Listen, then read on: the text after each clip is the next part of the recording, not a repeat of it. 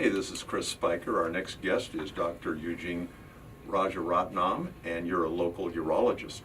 That's Welcome. correct. Welcome. How are you? Wonderful. So when did you come to the Antelope Valley, Doctor? I came here in 1988. 1988, and you came into the AV Florist, and I would see That's you right. every once in a while. And I'm just realizing, so that's 12 and 18, that's 30 years. Plus years, yeah. So why have we not had a cup of tea or a lunch, or are we too busy? Let's do it tomorrow. Let's do it. We had a new year coming up, but I don't think we need resolutions. I think we just need to realize, There you go. shame on us for working so hard. That's right. And you've been working all those years, and you're in a practice with, there are other disciplines involved? Well, actually, I got board certified in anti-aging medicine since I saw you. Okay, because I always thought urology is fine, but every patient I see in urology has other problems. So even if you come with a kidney stone or prostate issues, I kind of evaluate the whole patient, and I realize, everything is connected. So I take care of the urology problem. Most common problems we see is obesity, diabetes, high blood pressure, tons of medications. All those things could be reversed, meaning if you get a patient healthy, you can get rid of diabetes, contrary to what people think. People think once you're diabetic forever, Right. and it's not. So I'm really into eradicating chronic illness because we're so poor in managing chronic illness. Mainstream medicine is great for acute situation, you get hit by a car or whatever, have a heart attack, you do a great job, okay?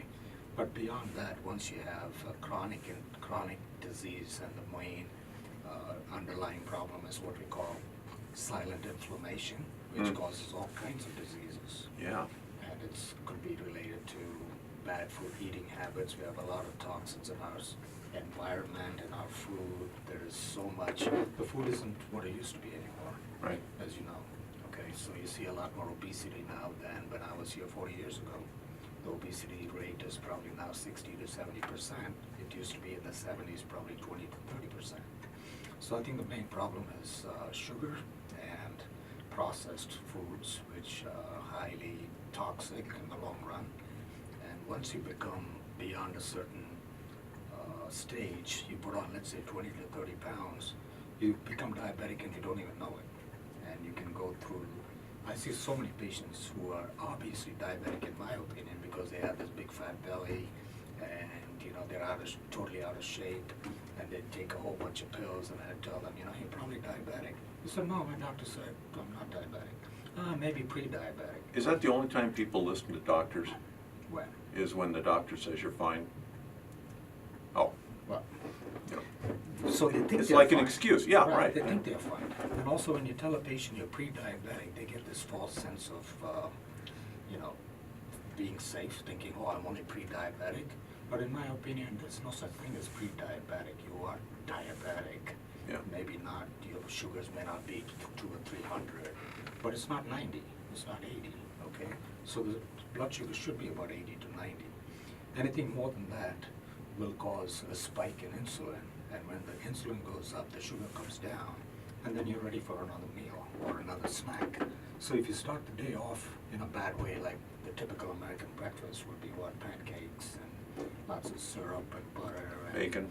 And all that stuff, your sugars just climb like crazy, and you start the day off with high sugars and high insulin. By 10 o'clock, the levels could go down from the insulin acting on the sugar. Now you're hungry again. Now you're hungry. So it becomes a roller coaster. So Right. you don't even have any control over your body anymore. Your body is driving you to more sugar. So once you become diabetic, you are more prone to all kinds of disease, higher rates of strokes and heart attacks and you name it, all kinds of, besides arthritis and stuff like that. Even things like chronic arthritis, even things like asthma, common problems may be related to your food habits.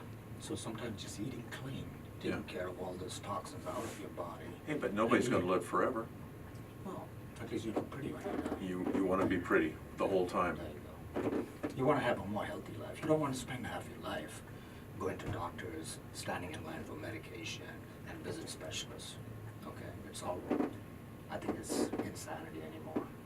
But the problem is, people don't know that there's something wrong with that. They think as you're getting old, it's normal to get weight on. It's normal to see doctors. It's normal to start with 1 pill, 2 pills, and the list gets bigger and bigger. And that seems to be okay for most people. They don't realize the potential for cancer. Okay, the obesity has a higher rate of cancer in every organ. The most common cancers are prostate in men, besides skin cancer, which of course is the most common cancer. But out of skin cancers, only the melanomas and basal cells are bad, which could be more invasive. But most of the cancers are in men, it's either prostate or colon, could be lung. And in women, it's breast cancer, which is almost as common as prostate cancer. And colon cancer is very common with people who are obese. Another problem I see is when patients have obesity and they're eating bad, you take a picture of their belly and you see all this feces in the colon, which should be out of your body in 24 hours. So a lot of people are walking around with 5 to 10 pounds of retained waste that should be in the toilet, not in your body. Wow. So the longer it stays in your system, after a while, those things get reabsorbed by your colonic mucosa, okay? So you not only get reabsorption of the toxins, there's something called tight junctions in the colon wall. It's kind of like bricks, and you have little gaps, right? Those gaps become incompetent, meaning they open up, and now things can go into your body. That's how I think we also have more problems with urinary tract infections and sepsis and all that. It starts mostly in the colon because, as you know, most urinary tract infections, bacteria like E. coli, Klebsiella, Enterococcus, they all live in the colon. And if your immune system is down, it can start with a simple UTI and then becomes pretty serious. It gets septic to the point where you drop your blood pressure and end up in a hospital. Aaron, how you doing? So He loves doctors on the show. We learn so much, and this is stuff, I guess we're just tuned out to hearing this sort of thing very often. yeah, I think, in mainstream medicine, we become more used to just giving a pill for an ill. Right. Pill for an ill kind of medicine. Right. Which is okay for a short period. But I see patients on medications for 20 years and 30 years just taking the same thing. Yeah. They'll start off with 1, then it becomes 2 and 3 and all that. Yeah. So I think anti-aging and regenerative medicine is the new paradigm in medical treatments. I like anti-aging. Yeah, so you look pretty good. You must be taking care of yourself and eating healthy, exercise. I You work, can tell. It's I just work really- on it. Well, thank you. Yeah, you can tell. This has been a Just good take show care of today. themselves. Everybody comes in saying nice things. Well, that's what doctors are for. I mean, you see doctors when you're well, right? Well, The best case scenario. yes. Just I go mean, in it's good for- to do a preventive thing. Right. And of course, Medicare now pays for sort of a wellness consult. Right. Towards the end of the year, beginning of the year, whatever. But wellness consults I don't think are adequate enough because you gotta look at hidden problems. So if you just do a CBC and a chemistry panel, Yeah. you're gonna miss a lot of stuff. Yeah. As you get older, your hormones are down, so you really have to check the hormones. And people are scared to take hormone because there's this, taboo that hormones can cause cancer. But if it's gonna cause cancer, these 2 kids over here probably have cancer. They have a lot of testosterone, right? So it doesn't. Yeah, It's testosterone a doesn't kill you. myth. It doesn't, actually. And people are scared to take testosterone, and they're being told by their primary doctors that you cannot, you shouldn't take it, stuff like that. But if your hormones are low, you're not gonna be in good shape. Even women, menopause, in the first year, your bone density will drop about 20 to 30%. Wow. In the first year. Wow.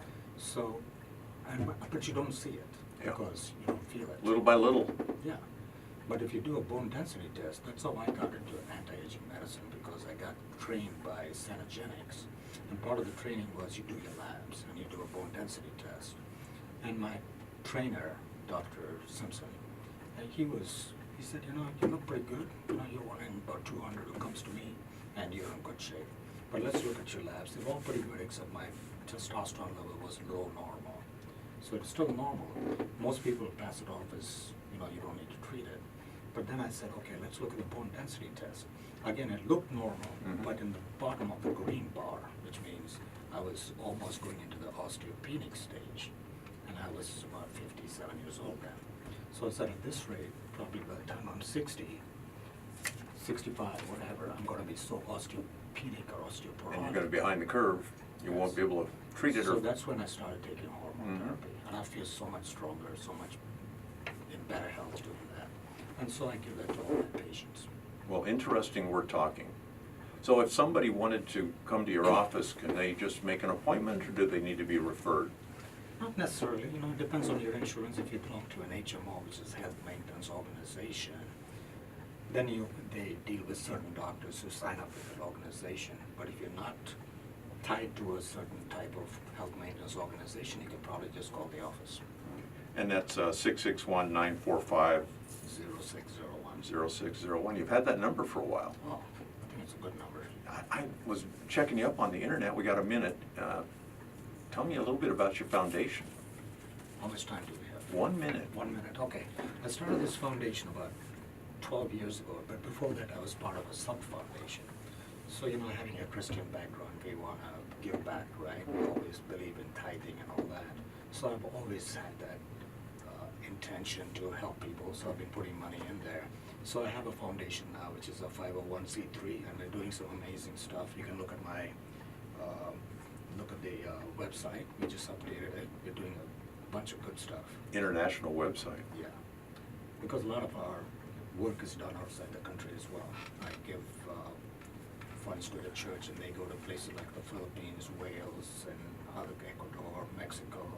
So I believe in helping children. Mhm. So whenever I give money, I say, please use it for children's good. We've been talking with Dr. Eugene Rajaratnam. Rajaratnam. And thank you for being a part of the Antelope Valley and for making Oh, it you're such a welcome. great place to live. Let's go have lunch. Absolutely. Okay.